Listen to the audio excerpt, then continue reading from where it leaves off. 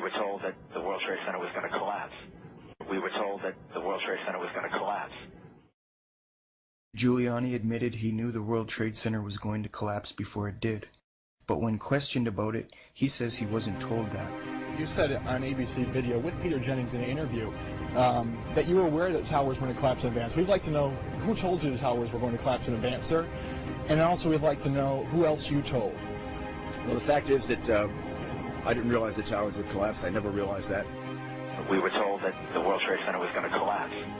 We have to ask ourselves if 9/11 was really carried out by bin Laden and Al-Qaeda. So I don't know where he is. Nor, I just don't spend that much time on it. Why does half of America think it was an inside job? That's 150 million people.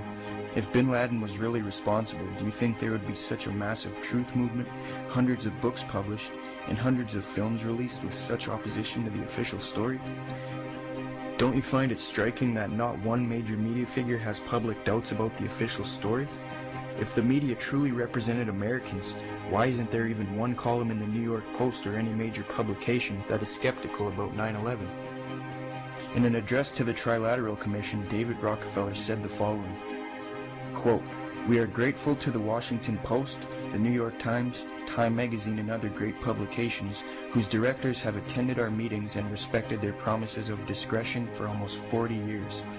It would be impossible for us to develop our plan for the world if we are subject to the bright lights of publicity," unquote.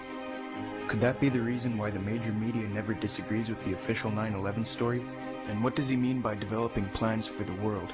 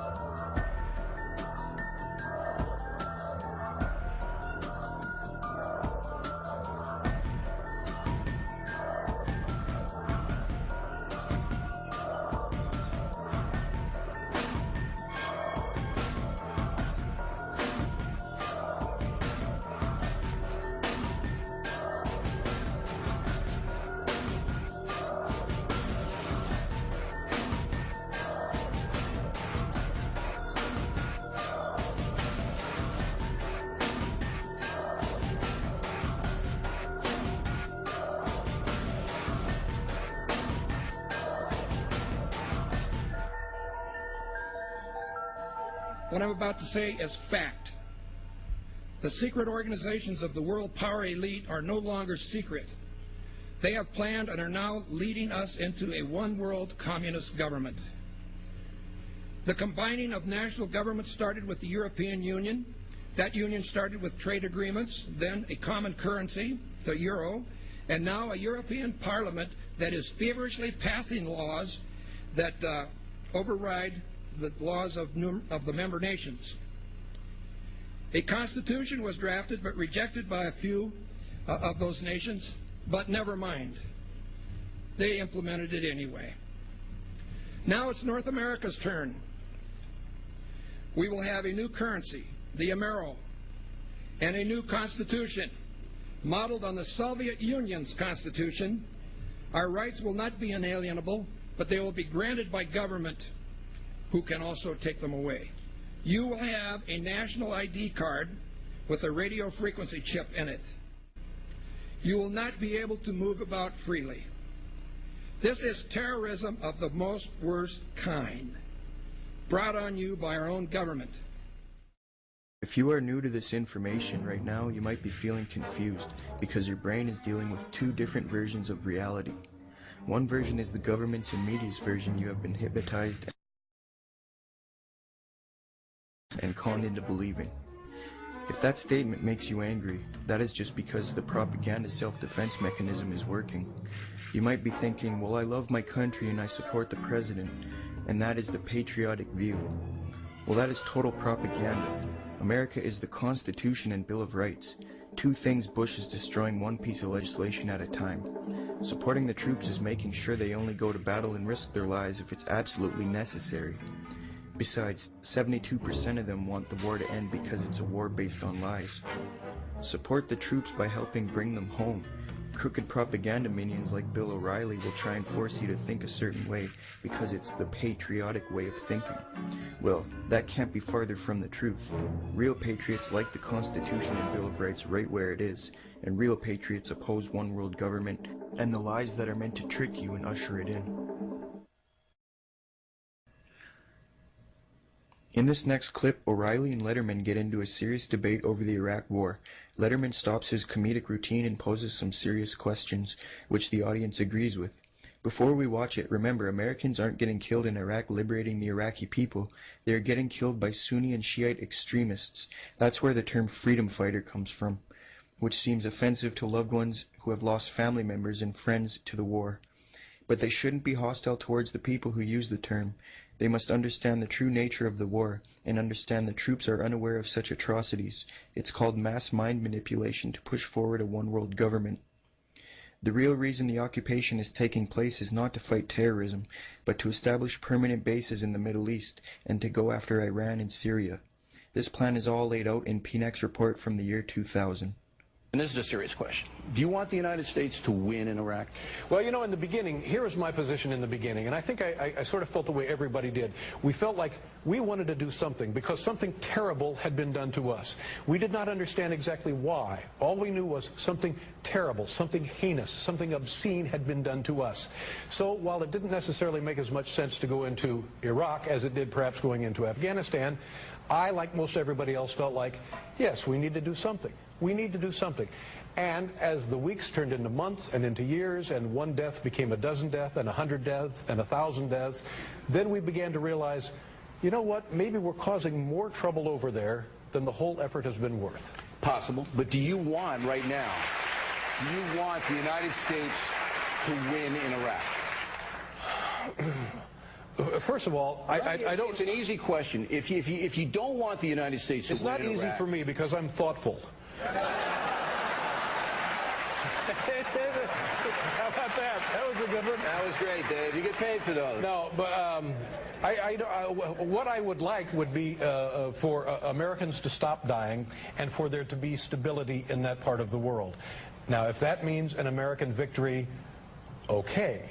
But I'm not sure that you can have stability in that part of the world with or without an American presence now. But here's the deal.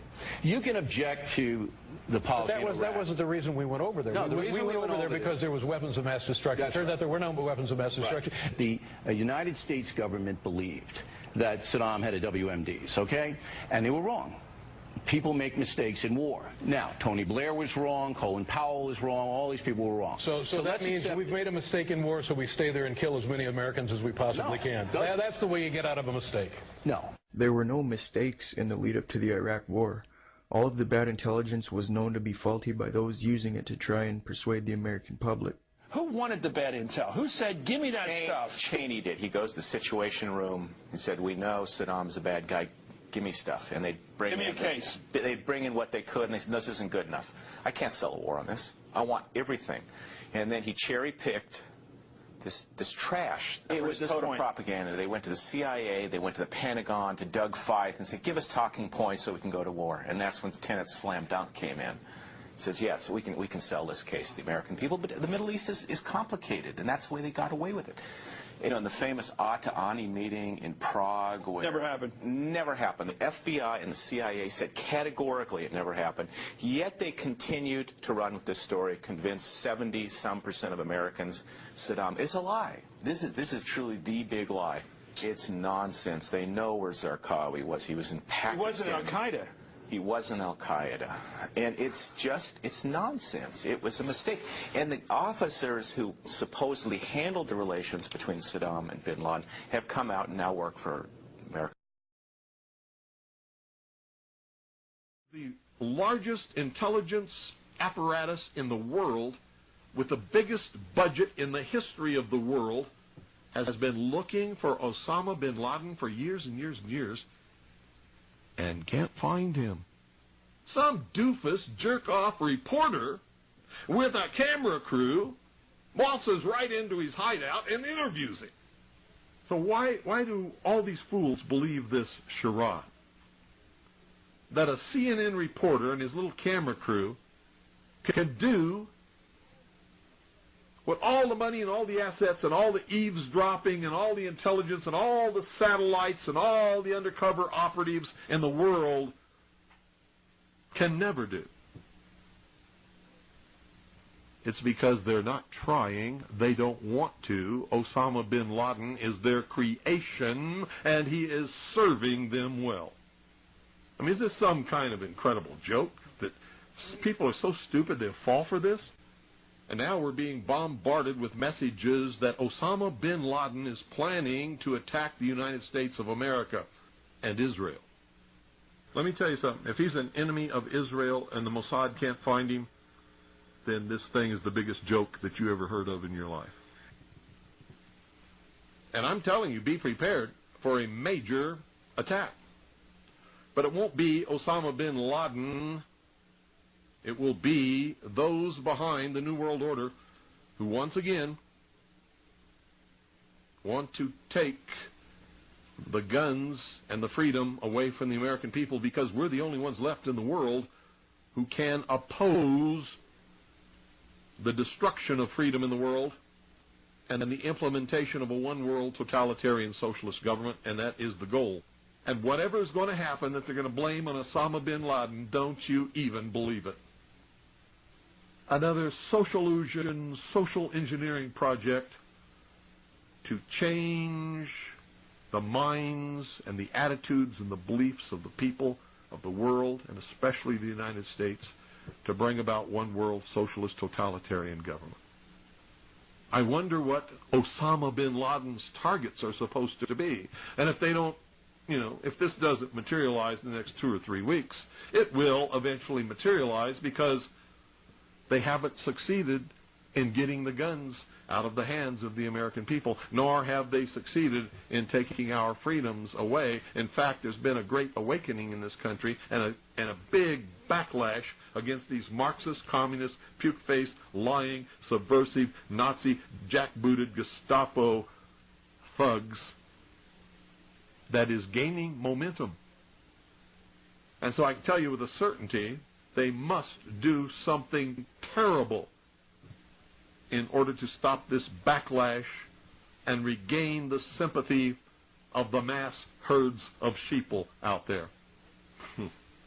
And supposedly we're not the only nation searching for Osama bin Laden. So the vast economic resources, the vast technological resources, the vast personnel resources, the vast networks and intricate web spun over all these years by the CIA, the FBI, and the NSA can't find Osama bin Laden, but CNN can? Bullshit. What a crying shame. How in the world could this country of all nations breed such a dumbed down, unthinking, illiterate, uneducated, stupid, ignorant population?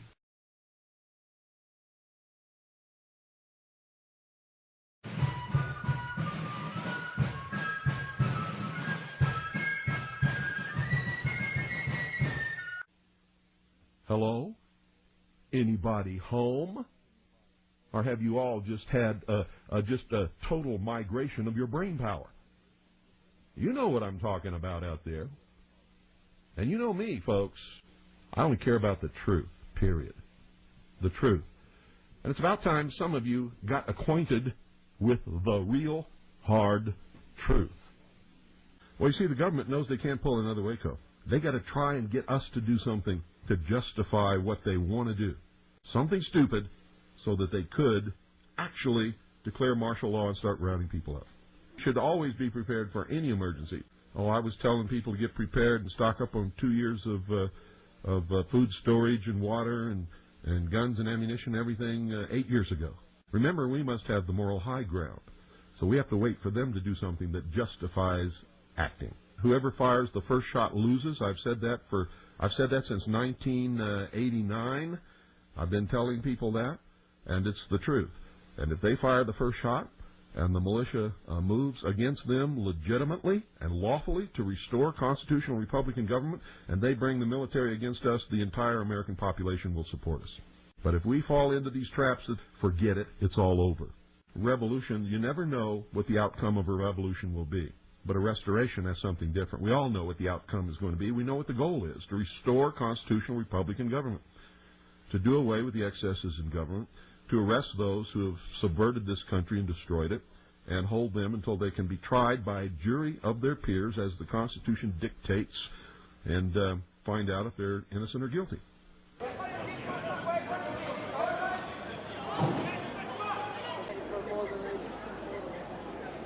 It's just totally crazy. When I got into the city centre at 5:30, there's just loads of police everywhere.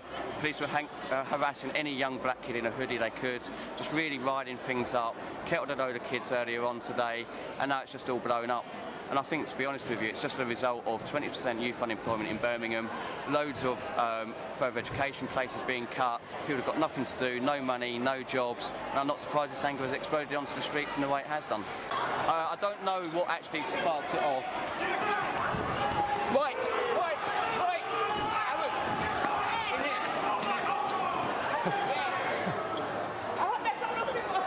In here. However, as you can see, the police are now getting extremely heavy-handed. The police have gone completely and utterly out of control today. They're looking for any young kids that they can arrest, any young kids they can make an example of, and basically they're out to punish our young people today.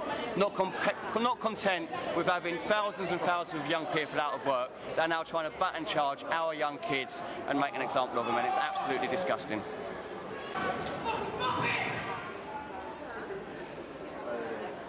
The police caused this. They systematically closed every single shop in Birmingham. They kettled people together and they provoked people. And, you know, the whole situation at the moment, with the economic crisis, as they're shutting youth centres, as they're smashing our public services, is completely destroying the lives of people. And so the police behaving this way, particularly after they shot somebody in London, there's been 3 deaths in police custody in Birmingham as well. The police are showing that they are the ones who are causing the riot today. They're the ones that are attacking ordinary young people, and it's an absolute disgrace.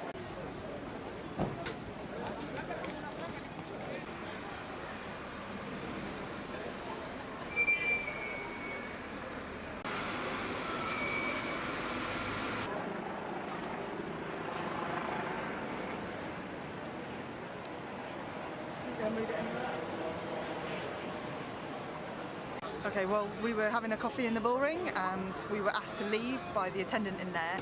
When we asked why, she said the police had told her there was going to be a riot. We went out into the street and there was no riot. We walked around town a bit, wondering where to continue our meeting, and all we saw was the police kettling a few youths outside McDonald's on the ramp up to the Palisades. As the police increased the number of kettles, the kids on the street got more and more angry, and eventually we have had rioting, but I see no reason for it besides the police trapping everybody in.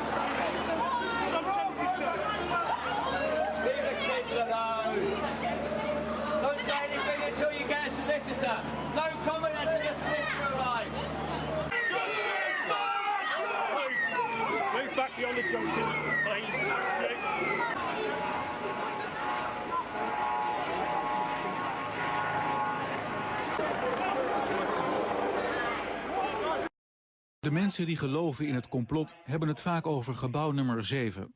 Dat was een wolkenkrabber van 47 verdiepingen naast de Twin Towers. Op 11 september 2001 heeft er brand gewoed, maar er is nooit een vliegtuig ingevlogen. Toch is ook dit gebouw op 11 september ingestort. Deze gebeurtenis heeft nooit veel aandacht gekregen en ook Denny Jowenko heeft er nooit van gehoord. Zijn reactie op de beelden die we laten zien is onbevangen. Zie je vanaf boven gaan? Nee, je gaat vanaf onder. Die gaat vanaf onder, ja. Toch? Ja. Ze hebben gewoon kolommen weggeblazen. Er is nagesprongen. Dit valt anders dan het World Trade Center. Vind je niet dan? Ja, je ziet het, de onderste verdiepingen gaan eerst. Ja, en de rest zakt er gewoon in. Dus dit is controlled demolition. Zeker weten? Zeker weten. Er is nagesprongen. Dit is in opdracht gebeurd. Dit heeft een team gedaan van experts. Maar dit is ook op 11 september gebeurd. Dezelfde dag? Dezelfde dag. Dezelfde dag? Weet je dat zeker? Ja.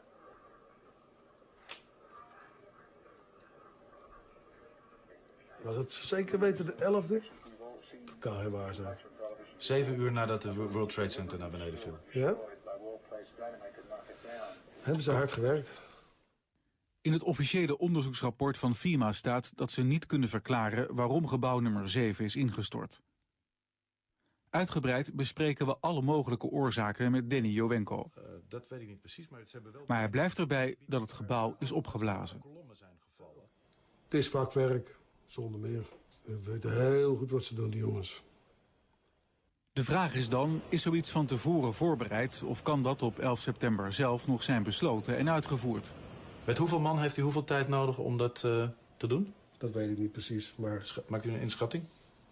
Ja, dan moet je wel ervaren mensen hebben, maar als je een man of 30, 40 zou hebben. Kijk, een paar met de snijbrander, de rest brengt hem aan. Andere mensen sluiten dat deadcord met die boosters aan. Dat moet allemaal precies allemaal op hetzelfde moment gaan. En weer een derde die zet de elektronische systemen erop. En dan gaat hij. Terwijl overal brand was en ook in dat gebouw was brand. Dat is niet geblust. Ze hebben de brand niet geblust. Dus de mensen die dat moesten doen, die moesten het doen terwijl het binnen nog brandde.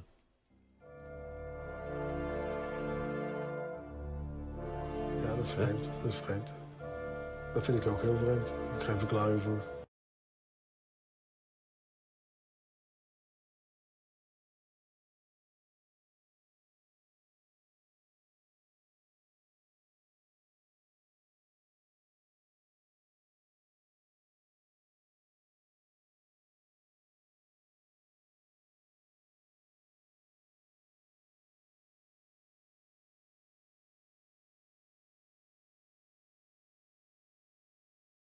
Martedì 11 settembre 2001, 19 terroristi dirottano 3 aerei di linea e li lanciano contro le torri gemelle di New York.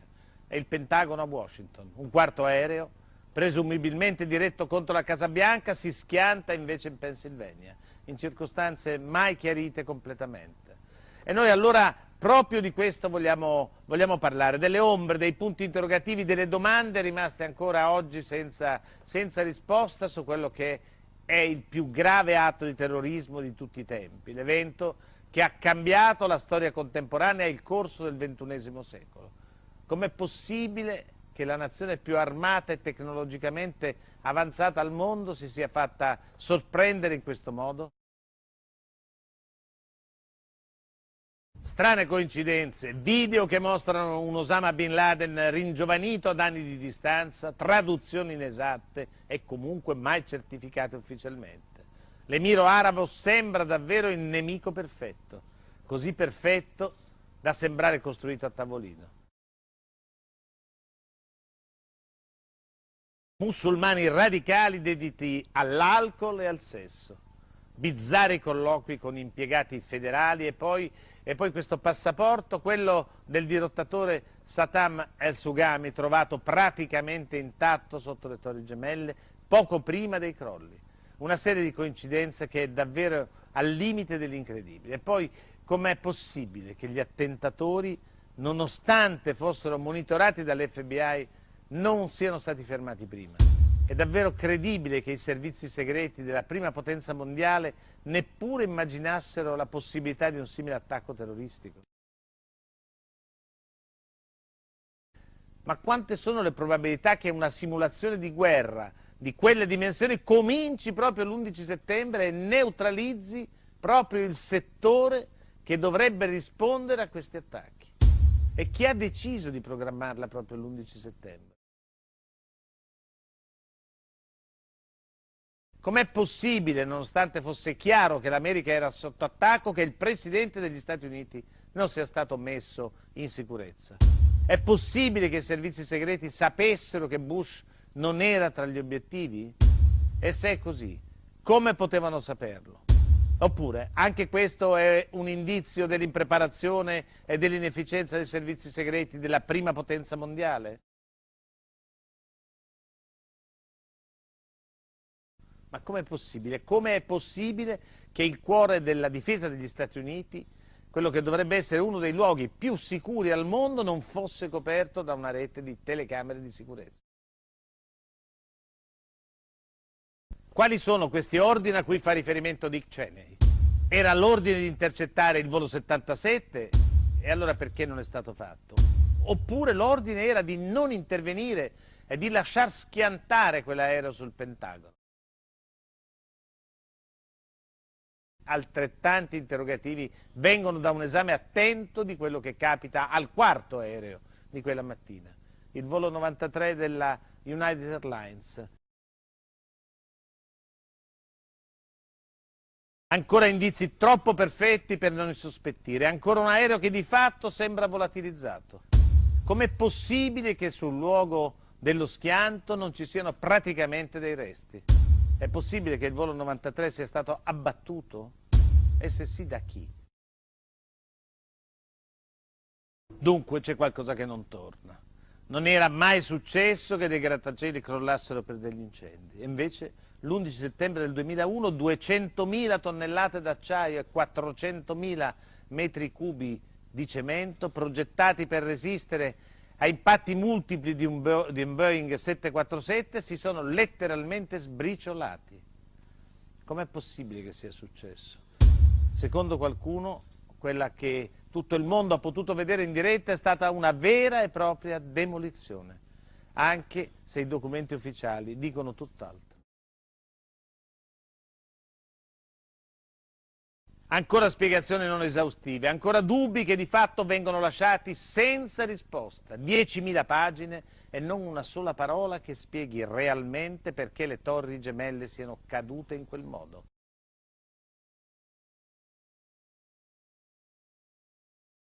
Dunque, come avete visto, esisterebbero tracce di esplosivo tra la polvere residua del crollo, così come c'è uno strano incendio che brucia per giorni e giorni sotto le torri. E nei filmati si notano degli strani sbuffi durante il crollo, come se entrambi i grattacieli fossero stati minati. Due testimoni, due sopravvissuti a quell'inferno, uno dei quali morti poi in circostanze non chiare, parlano apertamente di esplosioni prima del crollo della Torre 7. Eppure nel racconto ufficiale di quell'esplosione non c'è traccia. Si parla ancora una volta di un crollo dovuto a un incendio. E allora? Martiri dell'Islam che bevono alcolici, aerei svaniti nel nulla, passaporti rimasti intatti dopo il crollo delle Torri Gemelle e poi coincidenze, stranezze, contraddizioni, testimonianze che si smentiscono, domande rimaste senza risposta. È un documento ufficiale che viene dal passato prossimo e che sembra una sinistra profezia.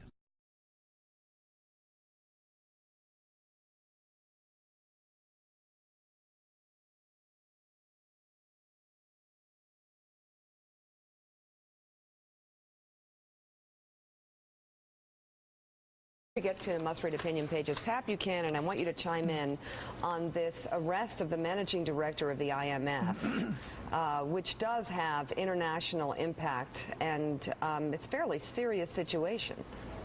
You know, this is really a bad day for the New World Order, I will tell you.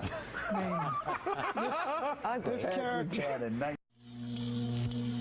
I had to ask some friends because I was hearing a lot about her, and so they told me, you know, who she was and what she was doing. And I come from the school that thought there's just some things that the public just shouldn't know. You know what I'm saying? Like, things that happen between two people, a wife and a husband, girl, I just don't think that it's for mass consumption. I just have always felt that way.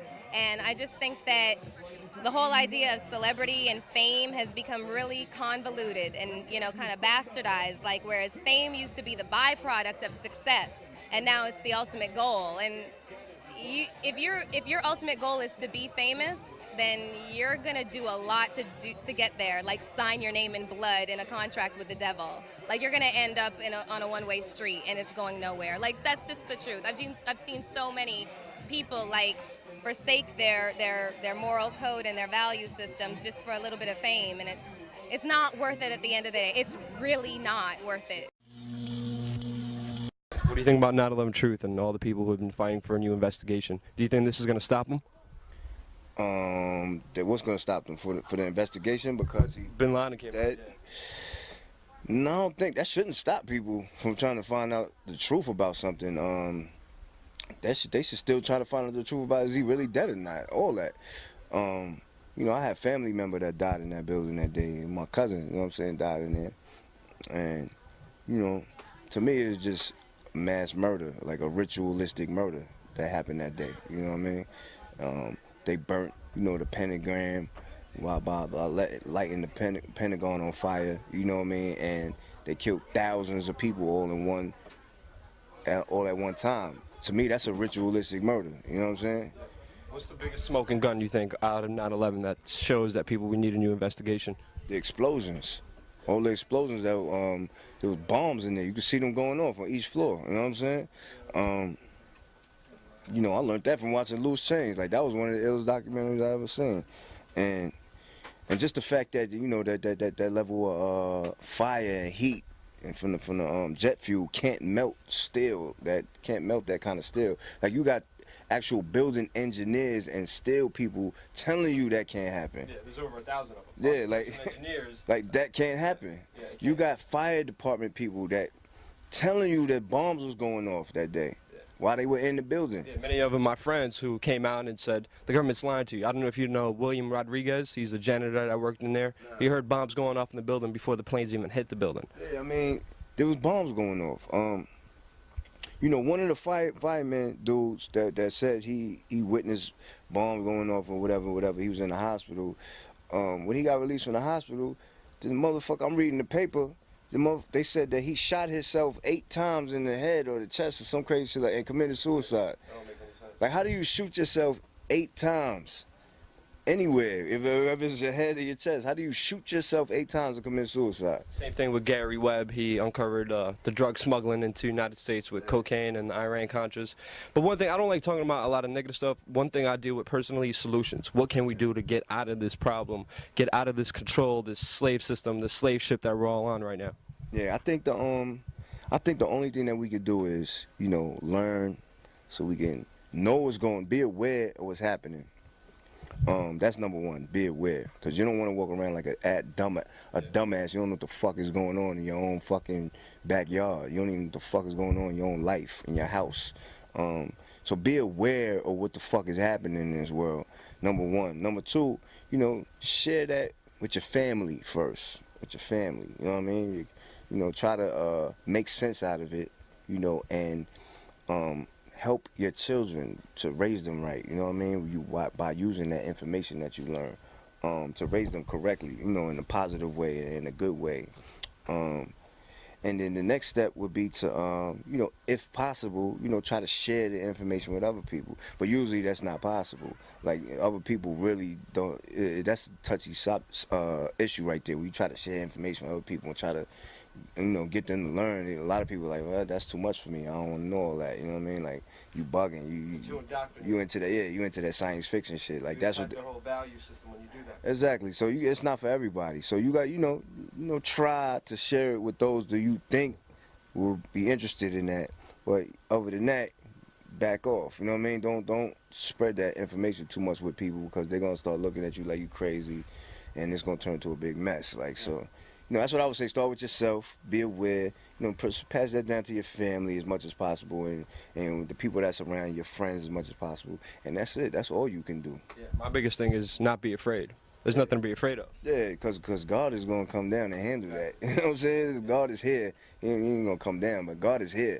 And trust me, you know, evil never wins in the end, you know. Right, my name's Brian Harvey. A few years ago, I had the #1 record, yeah? Sold 1 million copies in this country. Over the past 15 years, I've been treated like a complete cunt. I've got no fucking heating, I'm getting abused by the police, I'm getting abused by the court system, I'm getting abused by the CPS, and I've fucking had enough of all of you. Come this way. A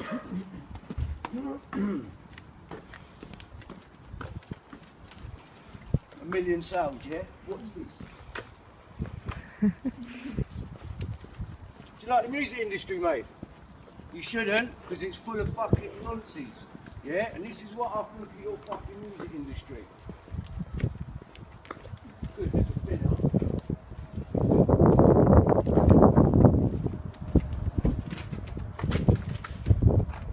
D17, 1 million sales. This is what it fucking means.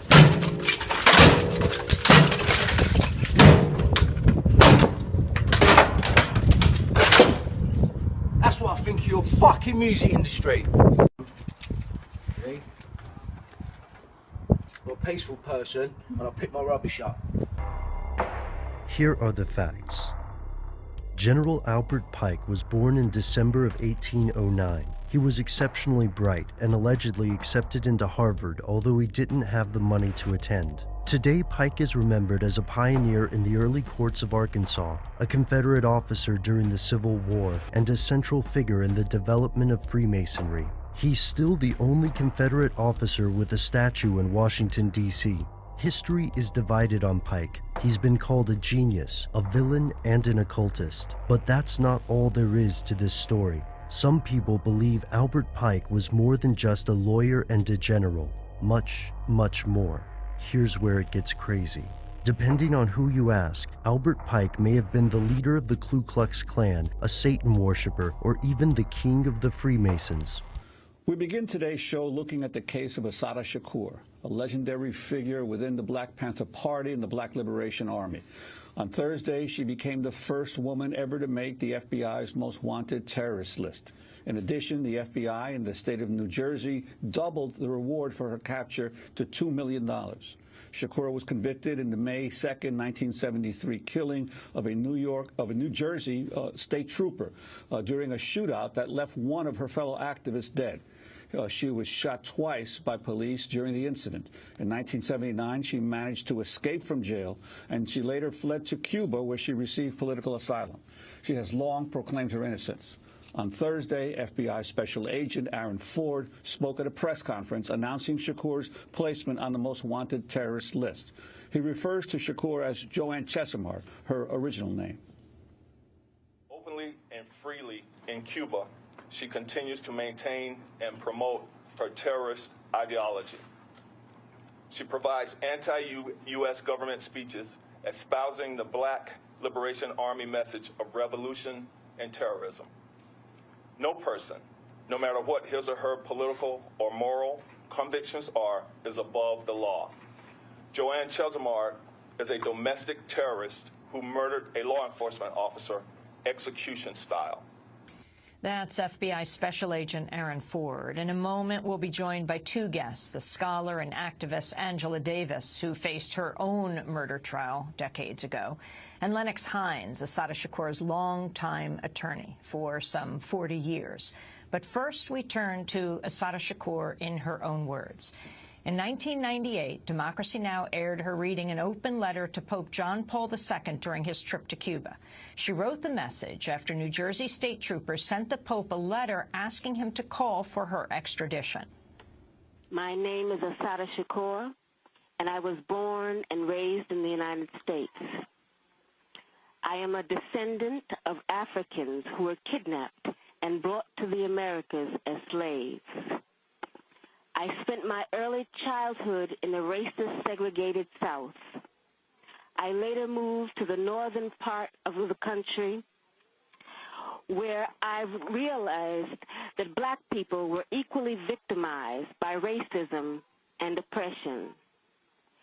I grew up and became a political activist, participating in student struggles, the anti-war movement, and most of all, in the movement for the liberation of African Americans in the United States. I later joined the Black Panther Party, an organization that was targeted by the COINTELPRO program, a program that was set up by the Federal Bureau of Investigation to eliminate all political opposition to the U.S. government's policies, to destroy the Black liberation movement in the United States, to discredit activists, and to eliminate potential leaders. Under the COINTELPRO program, many political activists were harassed, imprisoned, murdered, or otherwise neutralized. As a result of being targeted by COINTELPRO, I, like many other young people, was faced with the threat of prison, underground, exile, or death. The FBI, with the help of local police agencies, systematically fed false accusations and fake news articles to the press, accusing me and other activists of crimes we did not commit. Although in my case the charges were eventually dropped or I was eventually acquitted, the national and local police agencies created a situation where, based on their false accusations against me, any police officer could shoot me on sight. It was not until the Freedom of Information Act was passed in the mid-'70s that we began to see the scope of the United States government's persecution of political activists. At this point, I think that it is important to make one thing very clear. I have advocated, and I still advocate, revolutionary changes in the structure and in the principles that govern the United States. I advocate self-determination for my people and for all oppressed people inside the United States. I advocate an end to capitalist exploitation, the abolition of racist policies, the eradication of sexism, and the elimination of political repression. If that is a crime, then I am totally guilty. To make a long story short, I was captured in New Jersey in 1973 after being shot with both arms held in the air and then shot again from the back. I was left on the ground to die, and when I did not, I was taken to a local hospital where I was threatened, beaten, and tortured. In 1977, I was convicted in a trial that can only be described as a legal lynching. In 1979, I was able to escape with the aid of some of my fellow comrades. I saw this as a necessary step, not only because I was innocent of the charges against me, but because I knew that the racist legal system in the United States, I would receive no justice. I was also afraid that I would be murdered in prison. I later arrived in Cuba, where I am currently living in exile as a political refugee. The New Jersey State Police and other law enforcement officials say they want to see me brought to justice. But I would like to know what they mean by justice. Is torture justice? I was kept in solitary confinement for more than 2 years, mostly in men's prisons. Is that justice? My lawyers were threatened with imprisonment and imprisoned. Is that justice? I was tried by an all-white jury without even the pretext of impartiality and then sentenced to life in prison plus 33 years. Is that justice? Let me emphasize that justice for me is not the issue I am addressing here. It is justice for my people that is at stake. When my people receive justice, I am sure that I will receive it too. That is an excerpt of a letter Assata Shakur read, an open letter to Pope John Paul II during his trip to Cuba in 1998.